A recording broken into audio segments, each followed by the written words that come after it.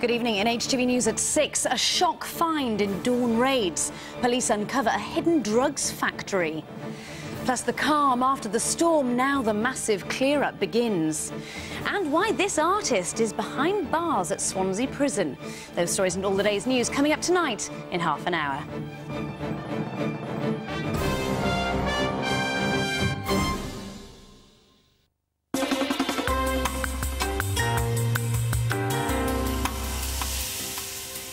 Well, we have a 10th thriller for you tonight at 9 o'clock, starring Geraldine Somerville, The Safe House.